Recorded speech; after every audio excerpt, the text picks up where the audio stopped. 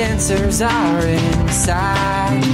Yeah, I am a 21st century superhuman. Now is the time.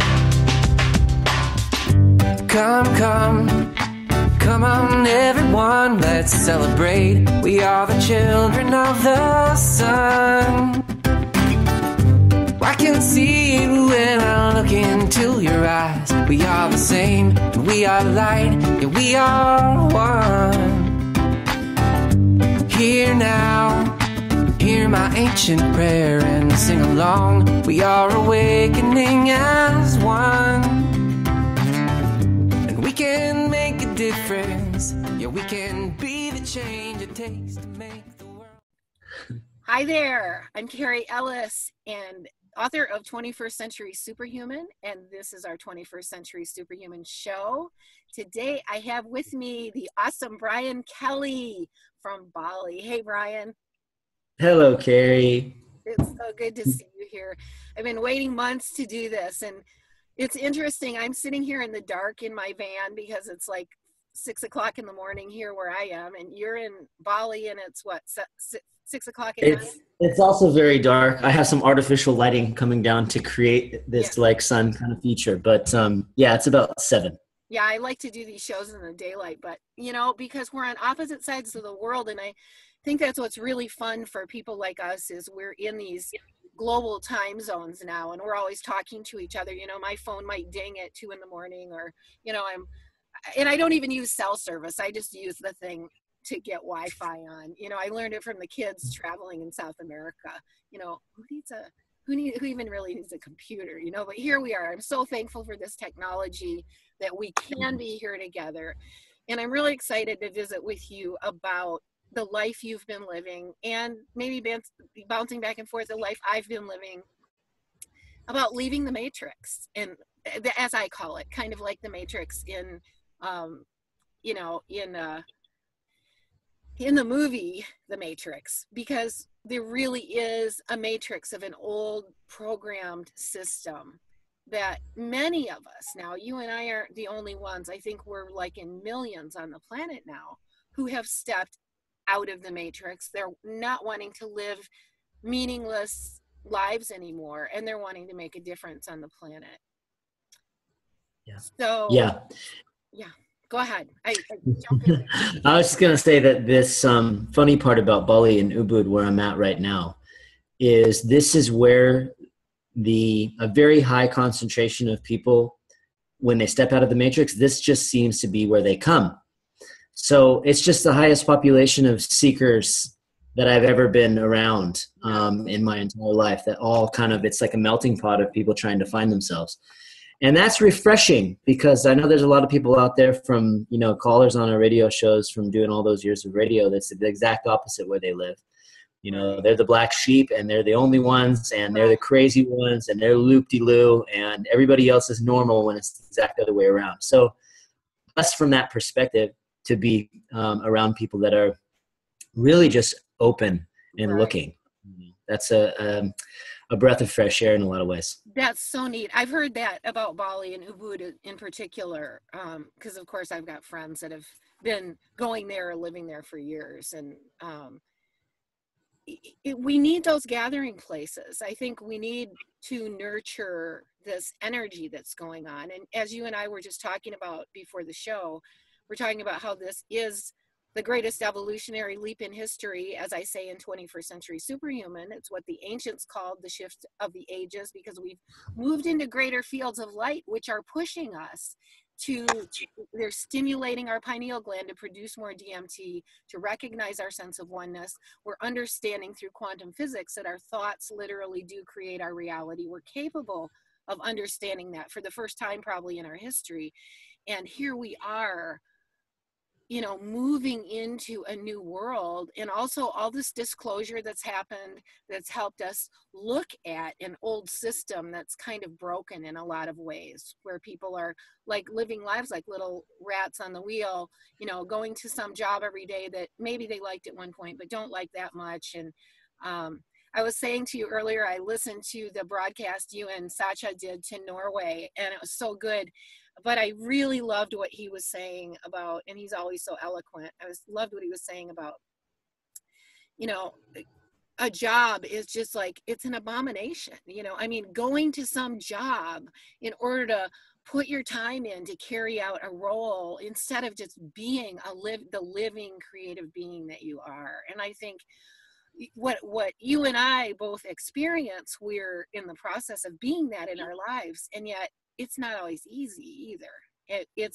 We're walking this dance in between, you know, having to operate in this world and yet moving into a whole new way of operating. So how's that going for you? Well, first of all, it's really funny that you mentioned the shift of the ages. It was in reading Greg Braden's book and ultimately going down all the rabbit holes that I was finding back in 2010, and the discovery of the concept of the ancients all uniformly from many thousands of years ago, differing civilizations, all pointing to this period of time as the great, and calling it in their own native tongue, the shift of the ages. That, to me, was a trigger. It was a massive trigger. Yeah. Because how is that possible? You know, you got the Mayans and the Syrians and the Hopis and all these indigenous cultures all saying that, you know, 2012 epoch or era of time is a massive time of humanitarian evolution and transformation. Right. And that, to me, was too coincidental to overlook. So I had to really everything started to go through the filter of my own new realization that I chose to be here at this time for this reason, to have these experiences, to navigate this terrain, and to figure out how it works, what my place is, asking all the hard questions that we've been asking since the dawn of humanity. What does this life mean? What am I meant to be doing here? Is there a purpose? If there is, what is it? Are there multiple ones? Do we each have our own purpose? Right. This just kind of shot me on a wonder wheel of exploration. And for years, I searched everywhere except inside my own self. Yeah. And this is through, you know, even going through the learning curve of training my mind to be still and doing meditation practices and breath work and all of these things. I still found myself digging online looking for all the answers. And sooner or later, I wasn't able to continue to live a double life. You know, it was like for 12 hours a day, you know, I was living this other seeker lifestyle, searching online, finding out about government conspiracies and Babylonian priesthoods and black ops projects, but also on the other end of that, this really spiritual stuff, reincarnation, remote viewing, you know, a lot of this mysticism type of varying ranges of perception and information that spans the map, right? And then finally realizing, okay, I'm being inauthentic. I'm working some job that I don't enjoy. There's no passion in it. You know, I'm working, slaving away, doing something I absolutely can't stand, you know, saving up my vacation hours so I can take a break from my shit life to go enjoy myself in some tropical location for a week out of a year. And it became impossible to continue that facade. You know, the whole idea that I need to work until I'm in my 50s or my 60s in order to be able to retire and have some pension, and then finally be able to earn the right to be happy down the road. You know, how could I continue doing this when I'm you know, of the awareness and the understanding that I've been, you know, born into bondage through my birth certificate, and I'm traded on the stock market, and there's this thing called fiat currency and politics and greed and manipulation and control keeps me in bondage. So it was a what I would refer to as an orgy of information. And then eventually, as you're talking, and I'm you know, and then there was no going back from that. You know, once you take the red pill, as in the Matrix, you can't take the blue pill, you know? And even if you could, would you really want to? I don't think I've ever really talked about someone that said, oh, wow, I know all this. I'll have all this awareness now. I'm living this new life. Yeah, it's not easy, but I wish that you could just go back and go back to sleep. You just don't see that or hear it. And so in February 2000, years ago, I used to just years and years ago, because I've been doing this many years. And I mean, I woke up when I was 18, and I've had a pretty much of an adult life, kind of bringing new information to the table. And although I've still been living kind of a conventional life too, but I always used to say, God, why can't I just be a regular person who lives in a neighborhood and, you know, goes to church on Sunday and sends my kids off to school, you know, and here I am. Like, you got a little of whatever you're drinking right on top of your nose. Oh, that would be my coffee. Oh, thank you for. Can you edit that out? Yeah, you're welcome. I'm just kidding. You don't need to. Yeah. Anyway, I'm kind of interrupting you. I hope you can go on with your train. No, it's okay. We are No, accidental tourists here. And I will say, Yeah. Braden was a big awakener to me, too. I was listening to him in the 80s out in Colorado. And, oh, my God, so good. Yeah. Yeah. And that it was just one of many. One of many. There's a lot of really good information, but there's also a lot of really bad information, too. You know, so after all this, you know, fast forwarding quite a few chapters, I don't even read blogs really anymore. I'll watch this show, I'll watch it back, but I don't really listen to radio shows, and you know, and that is probably because I am working on this larger than life project, and I just don't have the time to be able to do it. But I think that, you know, after I got out of radio, I was just ready to take a break from the internet as much as possible and to start focusing my energy more on what I wanted to create in density on the ground. And I have nothing against, there's so much awareness. You know, for me, I was having this conversation today, is awareness is such a massive key in the whole equation, because what it allows us to do is have a wider range of perception and the ability to have much more informed choices. Right. You know, when you live on this narrow minded viewpoint of polarized black and white, left and right, blue and red, and politics and yes and no and right and wrong, then every time the universe gives you a choice point, you know, we feel very limited in our ability to make the wisest choices for our own self-development, highest good, greatest growth.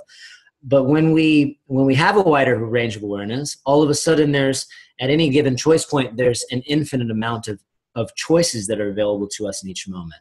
Right. And the awakening path, it seems to me that most of the conversation I have is, you know, people spend a lot of chapters in that awareness zone where they're just trying to widen their awareness. And there's a massive amount of value to that. So I have a great deal of respect for bloggers and alternative media, radio hosts, and people that do the kind of work that you're doing, putting yourself out there, having conversations with people, because it plays a massive role in assisting to guide so many journeys. You know, we're all on these amazingly epic journeys, and it's perfect for each one of them in and of itself. And everybody's at their own perfect spot. And that perfect spot for some people is fast to fucking sleep, you know, working some shit 9-to-5 job for the man, living in absolute misery. Yeah. But that's where they're supposed to be in that moment, you know. And I think for me, like, once I kind of woke up to the insanity of, you know, how could I possibly continue on with this lifestyle if I know in my heart it's not what I'm meant to be doing? And that didn't really give me a lot of options. It was like, time to go. And I didn't know how I was going to do it. And I didn't know, you know, what my next move was going to be. I had $8,000 in my pocket. It was February 2013. In December of 2012, I got caught up in all the Want People's Public Trust stuff. And in February 2013, I thought, you know, we're not going to need this money stuff anymore. I got $8,000, cashing in my chips, moving on. And that was, you know, it's 2016 now, it's 3 years ago. And I haven't gone back and worked a job since. And I don't know how I did it, to be honest. And I didn't, you know, there's no way you can plan long for that kind of thing. You take the leap, you grow your wings as you're flying down, and then you figure it out. And, you know, I'm preaching to the choir with you on this. I know. You know, what you're saying is just so valid and so valuable. I mean, thank God for the internet, because I think it has taken so much, just the fact that you and I can be talking to each other here. But I mean, I hear from people every day who say, thank you so much for doing what you're doing. You're helping me change my life. And I mean, we're all in this accelerated, oh my God, you know, like awareness, expanding our comprehension of who we are, of our reality, of what's right and wrong in our reality and how it needs to change. And what I always say in 21st Century Superhuman is, because this is a holographic universe and quantum physics says there is no out there, I have to begin taking responsibility for the world that I see. And when I breathe and smile and I notice anything in myself outside of love, and I can start removing that and begin living from this, I breathe and smile and I center in love on my path, I'm living a completely different kind of life. And that, as we learn this, we're empowering ourselves to this new kind of existence. But as you're starting to say, and I think most of us are not accidental tourists here. I mean, it's like we volunteered as souls to be here at this time, whether we have multiple lifetimes or multi-dimensions of our existence, whether there's only a speck of time. I loved how you guys were laughing about the flat earth concept the other night. You know, let's just take all these things and go, here we are in this reality, but what's the most real, you know, is the voice of my own heart, the voice of my own soul.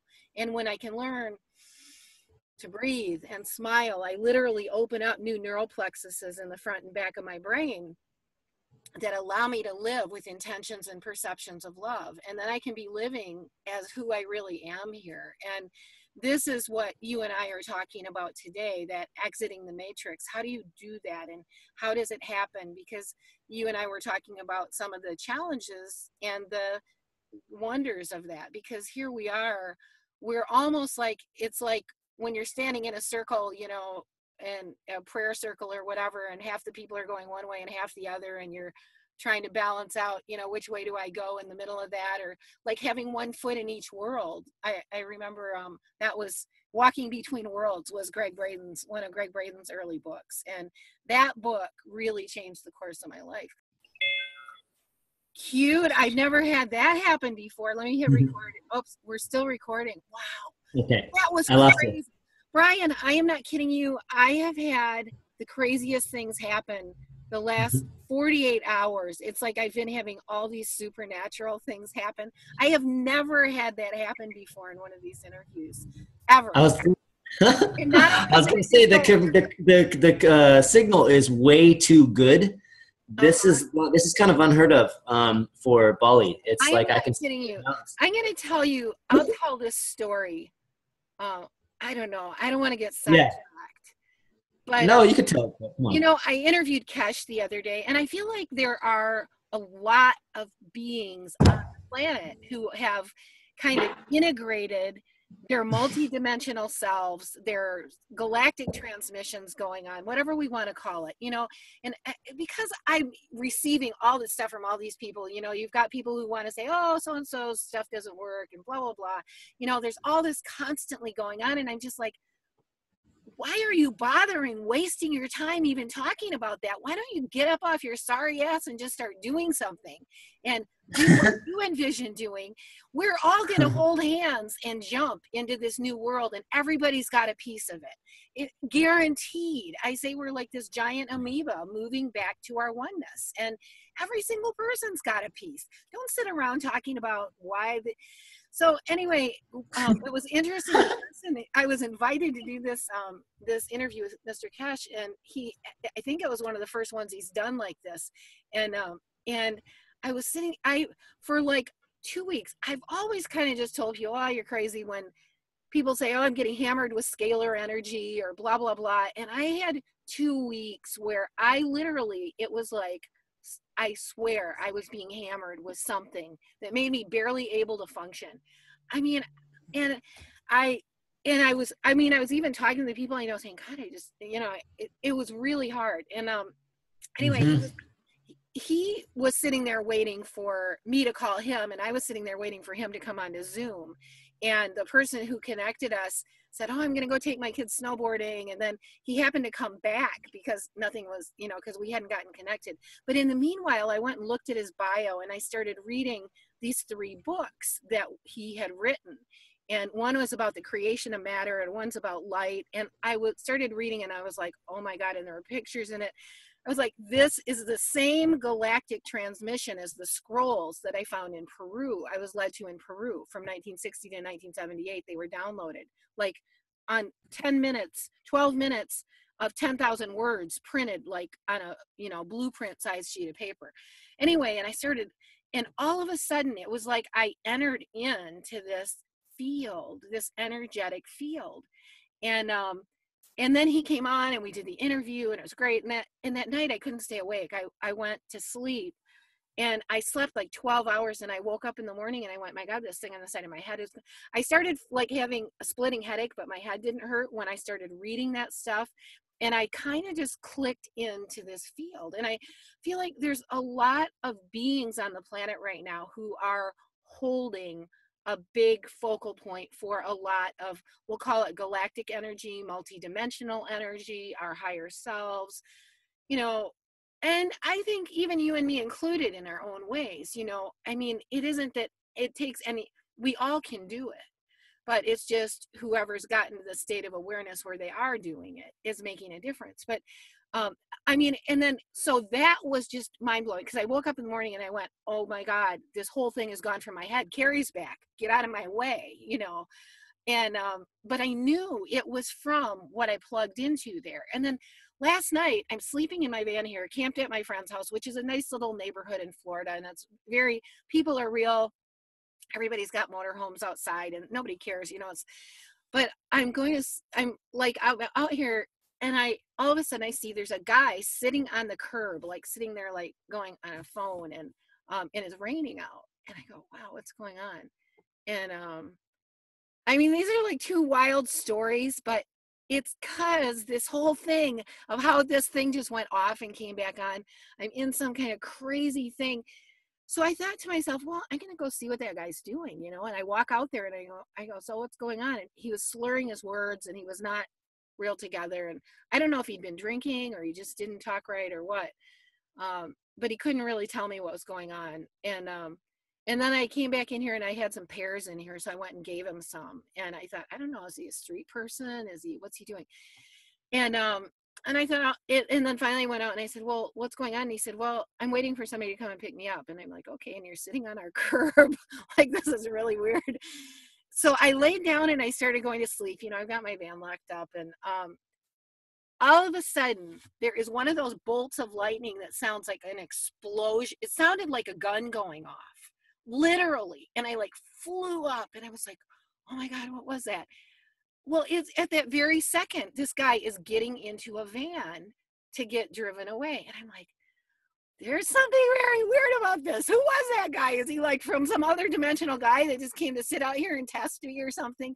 You know, I mean, I don't know. I mean, like, I know that's a crazy story to tell right now. It doesn't exactly fit, but it's these synchronicities. And when you start paying attention to the energy of what's going on around you and noticing it and noticing, there's nothing accidental. You know, quantum physics says there is no out there. And you're muted. Unmute yourself. Oops, sorry about that. Yeah, I feel really bad for the people that are extreme sensitives. Ariana, our creative director, who's designing all of our food for the restaurant here, she's extremely sensitive, and you know, she's highly affected by whatever is going on cosmically. And you know, it's, to me, it's we've gotten way past that tipping point where people can look outside out their window and go, wow, this shit is just the same, and I feel stuck and we're not going anywhere and nothing's happening. All the nothing's happening people. I feel like we've exited the nothing's happening chapter where that's even a plausible argument. Like that's like way back there, because there's so much that's going on so many levels. The amount of disclosures that's happening in the media with just this big story, that big story, this big, you know, it's insane. It's hard to keep track of. Yeah. And that's why for me it's like, holy shit, you know, I'll know if there's any big things that come around that I need to know, someone will share it with me on Facebook, and then I can kind of jump in. But this is kind of the craziest time to be alive ever. Yeah. On so many different levels, and really the perfect time to have an extremely huge imagination and decide that you want to create something, because we're manifesting so quickly. Yeah. And that's the point, wild. The point you were making, which I kind of went in a big circle kind of about, but that starting to spend time offline and do what you are doing that I want you to tell us about, which is so exciting. this has been a huge vehicle.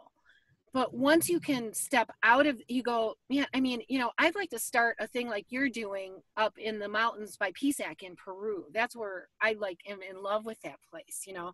But and I dream of sort of having like this center that people can come to for awakening, but it's all integrated with the community. But you know, it's been such a boon to have this, and it still is, because there's just these waves of information happening. It's a place we can connect with each other as a global community. We can know the disclosure that's going on, the awakening that's going on, but then to step out of that and really engage, you know, first you're on the search, and I've done the same thing. You know, you go through the years of being on the search, and then you realize I have to step out of this old system. And then you go through the process of like waking up and trying out different things.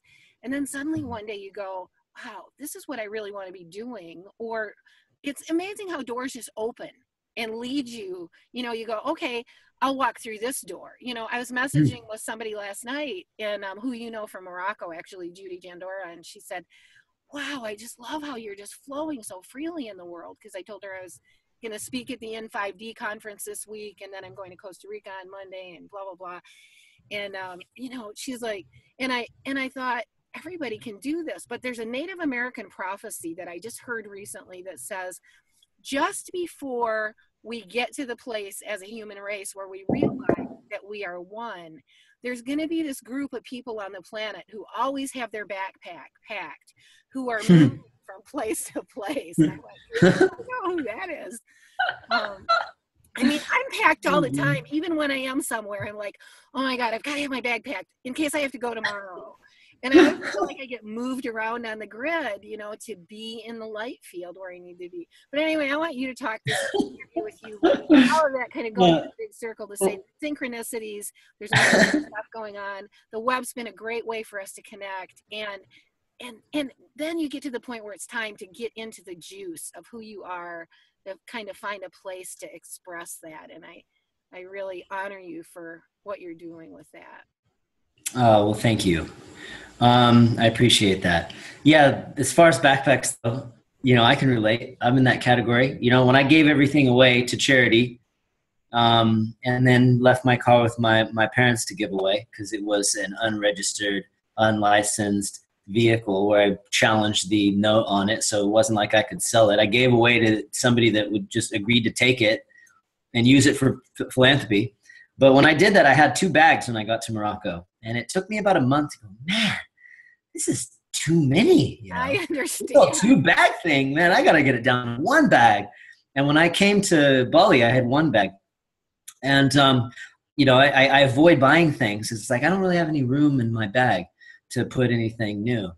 But I've, you know, just to kind of tail back around to your question, I mean, I've experienced both sides of it in a lot of different time periods in my life where, you know, when that $8,000 ran out, when I left my job, it was kind of a whim of prayer.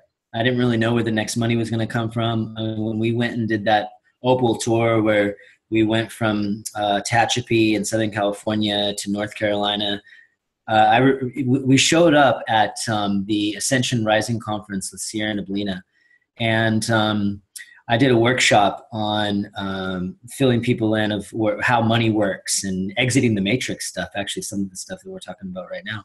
And when we did the main speech in the main room to 200 some odd people, you know, I said up there, I was like, look, you know, we're figuring this out as we go. You know, we have a whole caravan of motorhomes outside, and we don't even have enough gas money to get to New Mexico. You know, it's cool, whatever, you know, something will happen.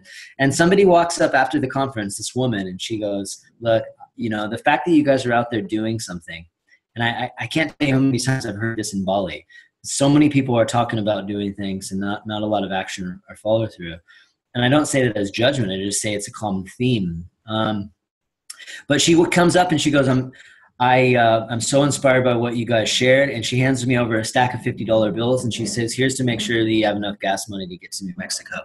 And I was just like, what do you say? Thank you. You know, and those are the kind of things you were telling me about the $400 that you got donated to you a week ago. And I had the same thing happen when I was writing my book. I had no idea how after about 6 months, I had no idea how I was going to get the next step. Somebody wrote me that followed me on Facebook and said, what's your mailing address? I want to send you a check. And they sent me $3,000, you know. Jeez, and then a while later, they sent me $2,000. And it was like those kind of gifts.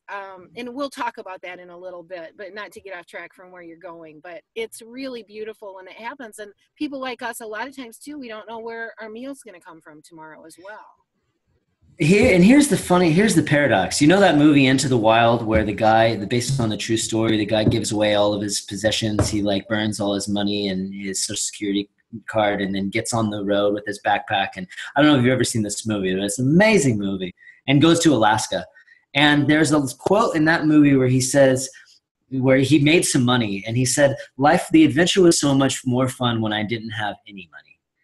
And it's funny because when I showed up here in Bali, you know, I had $250 to my name in a new country, and I had no idea what I was going to do. We were looking for a new place to launch the radio show, and you know, I was completely clueless as to what my next step was going to be. And now here I am, you know, I'm extremely blessed. We didn't talk about this before the show, but extremely blessed to have financial support behind this project that we're doing out here. It's the resource, the energetic gives us the ability to make things move, to be able to create. You know, the New Earth project, the New Earth Nation, was donated like 200,000 hectares or something like that 2 years ago. Not donated, but people were folding their land into the metric of what New Earth was all about.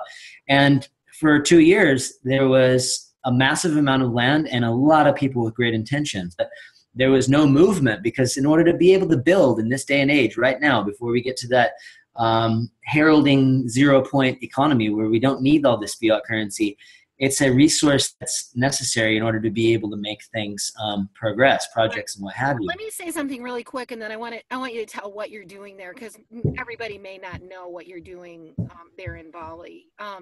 But one of the things that has been really coming up lately, you know, we've talked about manifesting abundance was sort of the old terminology. Like, I'm going to manifest. But what's really come, because we are learning that we are creators, is that we can literally materialize in this matrix. And what you guys are doing there is materializing what you need to bring this vision into being. And it's really a cool thing to become aware of. And I'm getting chills as I'm saying it, because it's, that's what is going to take us into that 0 point metric, is getting that the source field, like John Hagelin says, the source field is like effervescent ginger ale. It's just waiting for our attention upon it to bring matter and events into being. And I do a 21st Century Superhuman meditation where I give myself to the field, and I do it at my workshops. I'll have a recording online soon. It's in the book. But where we just go out of particle form into wave form, into the unmanifest, and invite our life to be reborn with greater love than we could ask or think.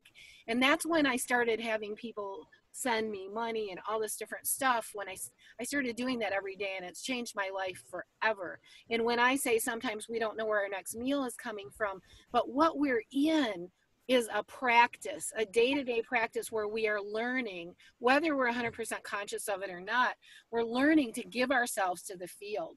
We're learning to live in this state of continual materialization.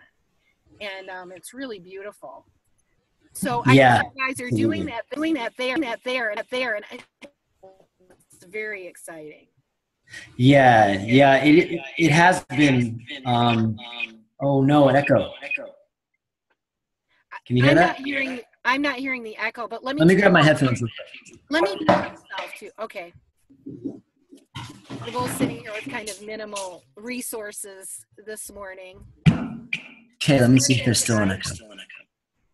Yeah, still an echo. Hold on one. And you know what? I'll mute myself too while you're talking. Okay, let me see if that helps. Okay. How is that? Let me mute myself and see how it is. Okay. Testing.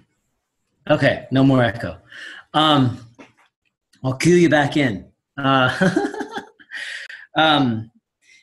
What I was about to say is yes. I have been where I'm at right now doing this project is everything that I've ever hoped and dreamed for. To be in a situation where I can wake up every day to a blank canvas and ask myself, what do I want to create to live in harmony with other people, to live in harmony with the planet, with nature. And I have absolute freedom and support to be able to manifest whatever I can imagine into reality. And that's a big responsibility that I've realized because, when I was, for lack of a better word, broke financially, I always just thought, I don't really care about having a bunch of money. I just would like to have a roof over my head. I would like to have a meal on the table, clothes on my back, and not have to worry about the struggles of day-to-day living. And then everything will be great. And, I can be free to be able to create and not have to worry about basic living needs and that kind of thing. And I have that now. I have this roof over my head in Bali. I don't have to worry about where my next meal is going to come from. I'm taken care of. I don't really care about making loads of cash. It's not necessary. Why do I need to put money in a bank account and have more zeros to feel financially secure? That whole reality is gone. There's no desire to accumulate financial wealth or extra things. Now, there's nothing wrong. I've had to really make peace with this whole money thing. There's absolutely nothing wrong with being motivated to have success financially or otherwise, so long as our head's in the right spot. And this is how I see it, and what we envision of we want to do with that resource, that wealth. I can't come out and talk a lot about the financial support that we have, right. But the investment that we're working with, just really quick as a cap on this, is, this is we'll talk about New Earth Haven in a second, but part of it is a commercial business model. And it has to be, in order for us to be able to spread this creation into other areas. And going from Morocco to here, I had to make peace with the idea that it's okay to still use money. And there's nothing wrong with people that are motivated to have financial success. It's the hoarding mentality that gets people into trouble. It's this idea that we're going to be happier if we accumulate all this additional financial wealth or all these additional things. So it's important to say that, because I always thought if I have all of these things lined up for myself, then everything's going to be really easy. And it's not really easy. It's funny. I brought up the Into the Wild example because I know how that guy feels now. My basic needs are very much met. But waking up every day, trying to figure out what the hell does this new paradigm look like? What does it look like? What does it taste like? What does it smell like? How does it feel? Is there a consensus? What are people looking for? How can I help people? What can I work to put my energy in that's going to affect the most amount of people in the highest possible way? There's no one right answer to any of those questions. And people think, they have this, and I was one of them, this kind of fairy tale utopian vision that the new paradigm there's like rainbows shining and harps playing and, people sitting around a fire, singing carols and roasting marshmallows. And that is exactly that. It's a fairy tale. This stuff, this trying to work out what this new world looks like and creating it as we go, you're up against this. But like you said before, with the proper perception, that this becomes this amazing adventure, creative adventure. And so from that respect, looping all the way back around, because I've gone through massive transformations just being here in Bali, it's an incredible sensation of creating a project like New Earth Haven, essentially, which is a hybrid community model based upon a low-tech eco-friendly design, creating bioresonance structures, using bioarchitecture and bamboo, creating the ultimate playground for wellness and well-being, and creating the space for massive human evolution and consciousness. And that happens by creating something that becomes a magnet that pulls people that are of the right, that are of a similar mind.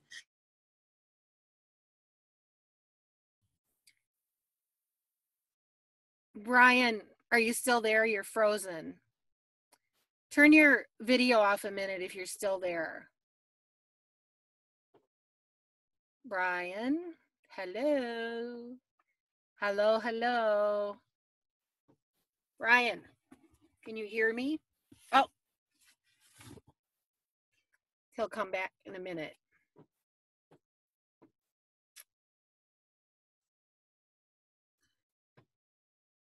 Are you there, Bryan? I don't know where I lost you. You know what? You know what's really interesting? You were getting really enthusiastic. Turn your video off a minute because you're frozen again. What's happening, your energy frequency is getting so high, the electromagnetics aren't holding you. So just calm down a little bit and turn your video back on, and let's keep going here because it's really great what you're saying. Let me just say this. Let me jump in quick a second and just say, I really get what you're talking about in this whole in between role of realizing how do we step into what we really want to do. There is nothing wrong with making money. You know, it isn't to be said everybody has to live like you are or like I am either. I mean, everybody has their role in this evolutionary process that's taking place, and for some it may be to be a homeowner and a person who is keeping the system going so that there's balance, you know. And I mean, I remember a couple of years ago when I first heard Michael Tellinger talking about Ubuntu and the idea of living beyond money, and I thought, oh my God, that's impossible. How could we ever do that? And now I really get it. In fact, he and Corey Good and David Wilcock were on a Gaiam TV show recently, and Corey Good was saying, you know, the Galactics are looking at the Ubuntu movement as probably one of the most viable movements on planet Earth. That's where you guys will go eventually.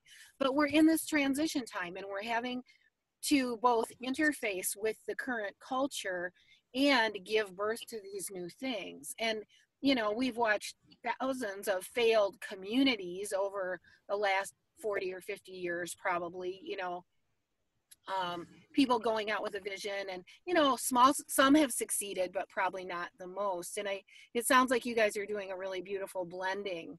I guess I should put this back on gallery view, but it sounds like you guys are doing a really beautiful blending of how do we do things that can earn income to keep this whole thing going, but they are really in alignment with our vibration, with our soul, with our mission and our purpose here. So we're not doing something out of sync with that just in order to get money. And go ahead. Yes. There's no real easy answer to any of this stuff. There's not. Stay calm and even, and we really want to hear what you've got to say. Okay. Okay. You know me, Cary. I get excited at that. Boom. It's good. The electronics are like freaking out. So let's see. Keep you on. You know, I mean, the vision has always been, at least with New Earth. And, you know, I've learned so much from spending so much time with Sasha over the course of the last year. This whole idea of 0-point economics, of, you know, fiat currency, just being done with it and being able to figure out a way to create systems that allows for us to live and thrive without the need to have this kind of harvesting tool that is money be at the crux of our ability to create.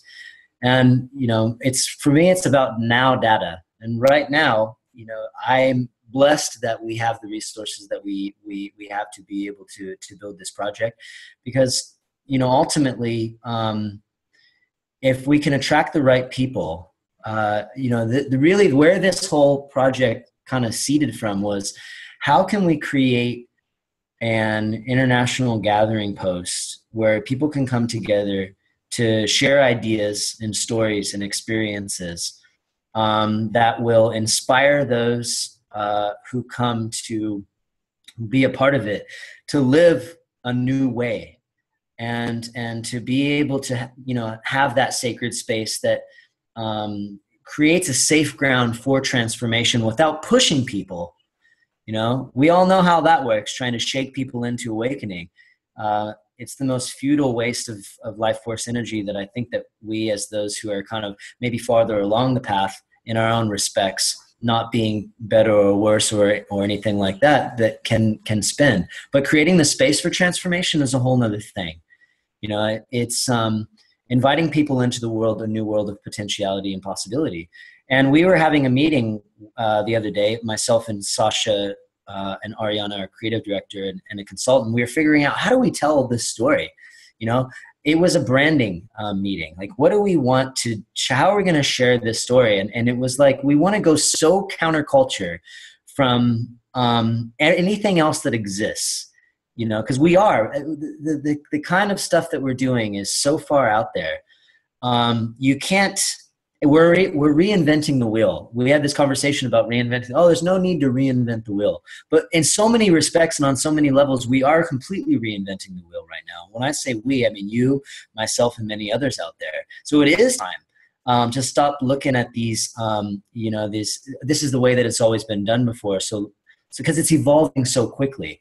And what we realize is with projects like this, it's all about what people bring into the table. Because there is no Atlantis utopian unified vision, there has to be a massive amount, and this is just my opinion and how I see things, of celebration of diversity. You know, when you get 100 people together that are very passionate and have a very kind of preconceived idea of what the new paradigm looks like, and they're really trying to push that, you're going to get a lot of people bumping into each other. And fortunately, with a lot of the stuff that we're doing out here now, is we're creating the kind of open culture that's very fluid, and it's always changing and always evolving daily. You know, the plan that we set out to start back in, you know, when we first had this idea in July, what we're doing now is it's already gone through multiple stages of evolution. And but really what it is doing is there's so many people out there, and I think there's going to be so many more in the days and weeks and months to come that are tired. Mm-hmm. They're looking for something new. They don't know what they're looking for, but they're looking. And maybe they're suppressing that searching, but it's boiling over. With these people, a lot of these people, they're not going to be able to contain it anymore. Next thing you know, they're going to be looking for something new. They're going to want to get out of their old system, whether that's, you know, someplace they've been living for a long time, some old relationship that's not working, some job that doesn't make sense anymore. And what we really hope that we create here in Bali and then, you know, at other like locations around the world is the magnets to attract those people and pull them in and say, look, you're not alone. We are the most powerful creators ever to walk this planet Earth. Let's share ideas and let's figure out new ways and new solutions and new co-creative possibilities. And let's just play and see what we come up with. And that's a fun space to be in. And like I said, I know I'm preaching to a choir out there. There's going to be people that listen to this. And, you know, I think for what life has become for me is a consistent taking leaps of faith stage where every day I'm looking to figure out where that next leap is going to be, and then just going for it and seeing what happens and not spending way too much time trying to figure out how to do it, you know, just knowing the answers will come. Bryan, that for me, I always say, I have this saying, I'm not the same person I was yesterday, because what happened as I began, are you frozen or are you there? Move once. Yeah, you're frozen. Are you still there? Turn your video. I'm here. Oh, can you hear me? Yeah, turn your video off and just let it reload, and then you can turn it back on. It'll just help the, I don't know, however it carries this wave. Go ahead and turn it back on. Okay. I just don't want to lose you again. Okay. But you know, by me going into this material and going into this, what I was learning, and then beginning to live the life and beginning to give myself to the field, beginning to watch my life be created anew, beginning to look and say, if there's something I don't like in the world, it's coming energetically from inside of me. You know, can I change my own content and my own data that I'm experiencing this world through? And I literally, what I began to see was I was transforming at this accelerated rate of speed as far as how I operated from the inside and who I was becoming. And so my favorite saying is, I'm not the same person I was yesterday. And it's kind of like you're saying that in a big way, which is wonderful, because I think when we begin giving ourselves to our heart, to our own truth, to our spirit, and living for that, instead of all this programming that says, oh, you need to do this to succeed, to survive, to fit in, you know, and it's really an old program, like an old computer program. It's old data, and it's how we've been living for thousands of years in what I call the blame, fear, hostility, judgment, control culture. When we enter into breathing, smiling, centering in our own heart, and saying, I'm going to get up in the morning, and what's happened to me lately, instead of saying it's going to happen pretty soon, I'm saying I'm already living in that state now, today. And are you still there? I am. I'm going to turn off my video for a second, though, because you're frozen. Okay. Yeah, turning it off for a minute's fine. So it's just that when we begin listening and heeding our own heart and our own truth and our own path, we begin really transforming and moving into a new state of being. And that, out of that, it's like you said, you guys are in this instant kind of creation process. You know, the project you were working on was not what you planned 6 months ago, but we're giving ourselves to this living, breathing existence instead of, I have a routine pattern and that's how it's supposed to be. Yeah. Oops. I'm not muted, right? Okay. Yeah, exactly. I mean, it's a big step for people, myself included, to be able to go, okay, I'm going to throw out all of my beliefs. See if you can turn your video back on for a minute. We'd love to see you. We'll just go a few more minutes and then we'll call it good. All right. So how am I doing? You good. Okay. I'll mute myself. That'll help. To throw out all of our old beliefs. I mean, it's a hard thing to do, to say, okay, I'm going to let go of everything that I thought I knew yesterday and just be really open to redesign my entire reality based on what comes in. And it's challenging. It really is. It's a massive challenge for a lot of people, myself included. Like, I went through a phase of my life where I thought, man, spiritually, I feel like I don't know it all, but I got so much figured out. Like, I feel really strong about who I am. I think I have a really good idea of what I came here to do. I feel like I know what I want in my relationships. I feel whole. I feel complete. I feel grounded. I'm doing all right. And then boom, it's like, you don't know nothing, dude. And smack on the face and forcing you to go, holy shit, all of those things that I thought were absolutes were anything but absolute. And transformation is just going to, opportunities are just going to keep getting thrown at us. And, you know, it is a journey. You create, like, for example, we hosted an ecstatic dance at the Villa a couple nights ago. It was our first event, and over 200 people showed up. And it was so amazing. The people that showed up and the music and the celebration of life. It was Valentine's Day a few days ago.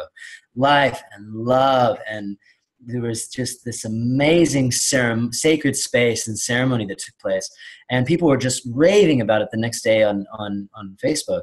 But every single one of those people had a different experience for themselves, you know, and I think that's fascinating. You know, the whole idea of the example where you say, well, two people could see a car accident and they could go both separate ways and describe it, what they saw, and give two completely different stories. So that to me is like such a strong and powerful example that it's so much about what we want to bring to this life. You know, my friend Jake Ducey says, you attract more of what you are. So when you live a life that's grounded in kindness and care and giving pears to people that you don't know outside of your motorhome, and being conscious of the effect that we have on nature, on each other. And that's a big quantum leap. It's a superhuman leap from where we've been to where we're going, caring for each other so deeply. When we care for each other so deeply and we let go of preconceived judgments and ideas, and we can support each other in our diversity. I mean, to me, it's like, you know, if you ask me what this project is all about, then you ask Sasha what this project is all about. I'm going to give my version. He's going to give his version. There's going to be some parallel overlap. There's going to be a lot of individuality that's infused in each of our responses. But for me, it's a big part of what the new paradigm means. It lies in how we treat each other, you know, and it's cliche because it's talked about all the time. Love thy neighbor as thyself.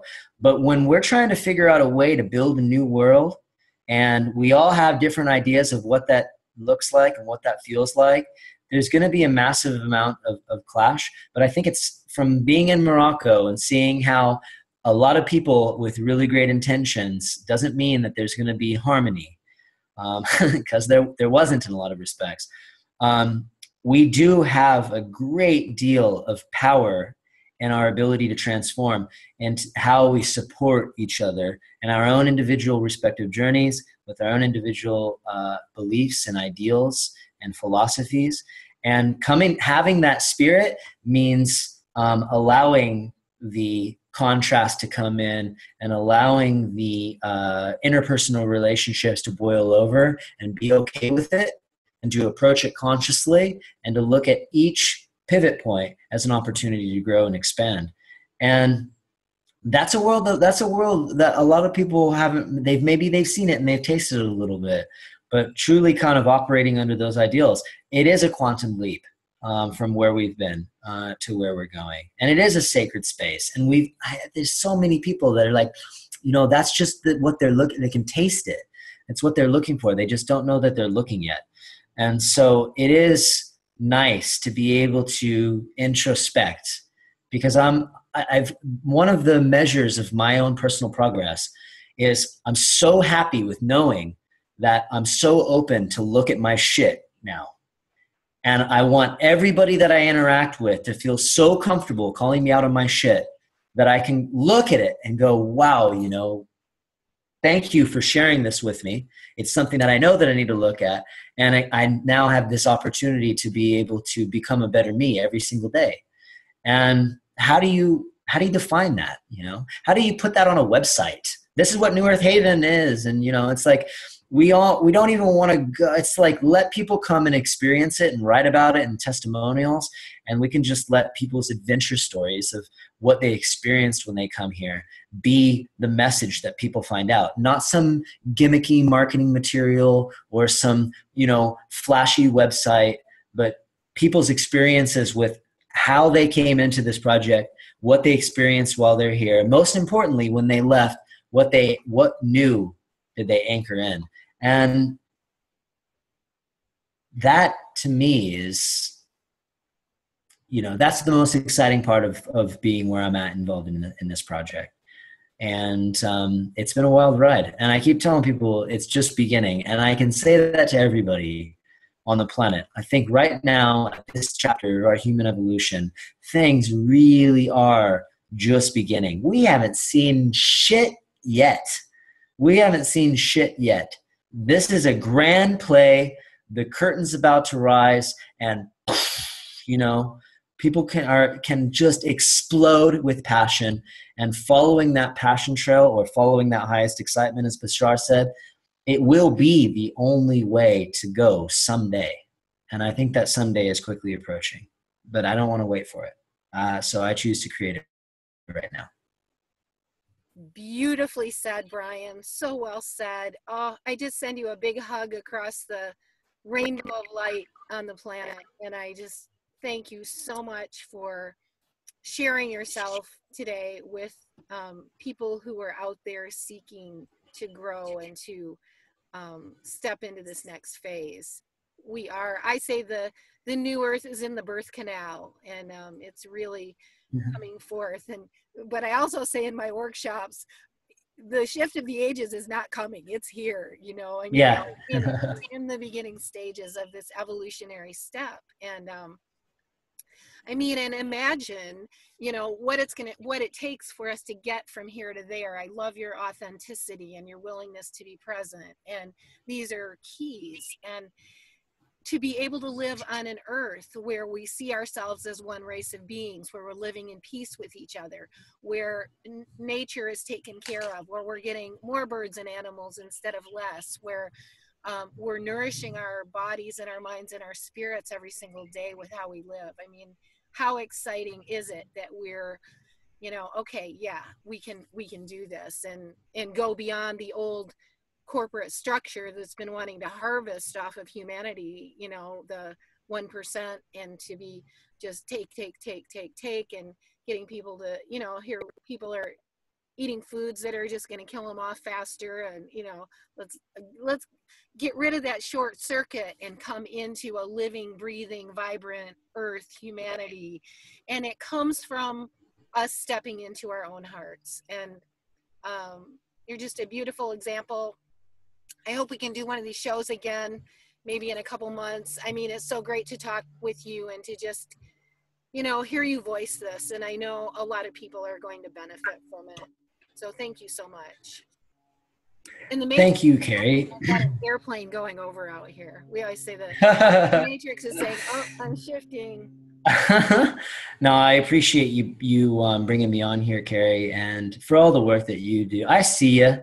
I see what you do. I see what you're out there doing, and we need a lot more of you. You know, if we could clone you 100,000 times over, you know, we'd be boom like that. You know, superhuman all the way. It'd be like hyperdrive.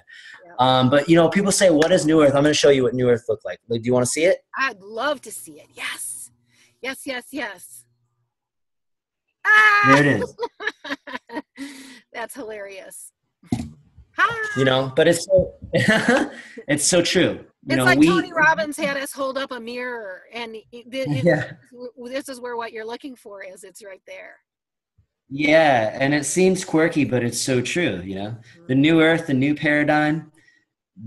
What if it's not us? What is it? It's not something that's out there. It's not some reality that exists. It is us. It is us. Yeah.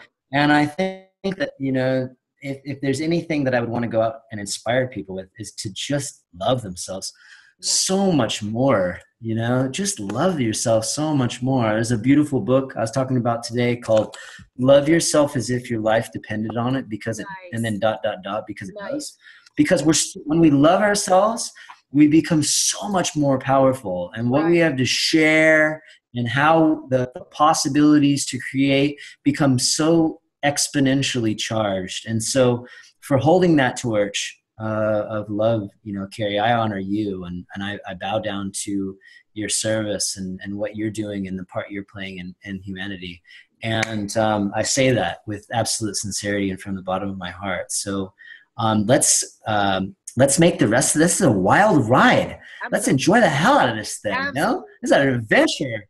Not living life as an adventure is a waste of time. That's right. You know, I just want to say really quickly too, you know, some people will say, well, you know, I have a family or I have this and I can't just come and do what you guys are doing. But, you know, the point is just listen to your heart where you are. Breathe and smile. Yeah. Read 21st Century Superhuman. Follow the work that we're all doing. Get inspired. Grow a garden where you live. Get to know your neighbors. Start asking yourself, how can I do something more meaningful that's in alignment with the truth of who I am? And that's really the biggest thing. You don't have to jump and go to Bali or, you know, live in your van like I do. But and I may get on a plane and come to Bali. I'm so excited about what you guys are doing. And you've been teaching the farmers there to grow organic rice and kind of get involved in a co-op with you. What did you list off the other day, which organic rice takes 90% less water? 90% less water, 80% less seed, half the labor and 3 times the profit yield to go organic rice compared to GMO. So we have our first crop that's about a month into growing right now. I've covered the guy's yield in advance to get him over the fear that he's not going to be able to sell the rice. So I essentially bought the rice up front. But what that's going to do is, as long as he has a successful yield, when it's already growing, it's looking amazing, then the other rice farmers in the village will start to go, and then more, and then more, and then more, because they'll see that not only is it healthier and better for people, but it's more money. And, unfortunately, that's still the largest motivating factor. And, With a lot of these rice how cool is that? That growing organic and natural is actually going to make more money. I mean, and it's a bridge, out of this system and into the new. And anybody could do that anywhere. Start talking to your farmers about, instead of growing GMO, let's switch over to organic and start feeding the organic system. I mean, practical. This is practical, everyday, kind of critical to life stuff. Yeah, there are so many baby steps that people can be doing to live more of a sovereign lifestyle, to not be so dependent on a system that keeps us in bondage and slavery. Right. It doesn't necessarily mean stop paying your taxes and your mortgage, like you said, and jumping on a plane and going to Bali. But there's things that we can be doing that can create the opportunity for us to be living more in harmony with nature and more in harmony with our each other and ourselves. Yeah. And you feel better, you feel better when you eat organic food. I haven't taken a bite of meat since January 1st of this year. And fish. I still love my sushi. I still eat my sushi. I'm sorry. I will admit it, but I feel better. The foods I'm eating are better. I'm more conscious of what I'm putting in my body. And it makes me feel more vibrant and more alive. And so these are the little kind of things that if people want to make adjustments, just if you want to change, you have to change the way that you live a little bit. You can't expect for change to come. We create change. Right. Wake up a little bit earlier, to meditate, to practice silence, to do some journaling, to read a book, plant a garden, make it small. Call your friends and tell them that you love them a little bit. Do a random act of kindness. These are all little things, but they're big freaking things. They're big things. It's the little things that are big. And that's the paradox. You do enough little things, next thing you know, you're living a completely different life. And I think breaking the habit of routine and breaking the cycle is the most empowering things that we can do for ourselves. And it is so easy. And it doesn't take a massive transformation of the way that we live our lives, but it can lead to that if we continue to follow the path, and it's what leads us to a higher view of the reality that we're creating for ourselves every single day. So thank you for inspiring that in people, Cary. I know that's your message with the Superhuman lifestyle, and I absolutely love it, and I'm a big fan, and I appreciate it. Thank you again so much for being here with us, and much love to you and your whole team there and everything you're doing. And to our viewing audience, I just want to thank you all for being here, for listening to your own hearts. I want to thank Naturally Better TV for broadcasting these shows, along with a whole bunch of other great producers besides our 21st Century Superhuman shows. But there's so much good going on in the planet. We say, tell your TV to go stand in the corner till it thinks of something good to say, but don't stop learning and growing. And there's so much good stuff coming out. Tune into it and teach your neighbors and friends how to do it. So much love to all. Many blessings. We will see you soon. Ciao. Adios. Thanks, Cary.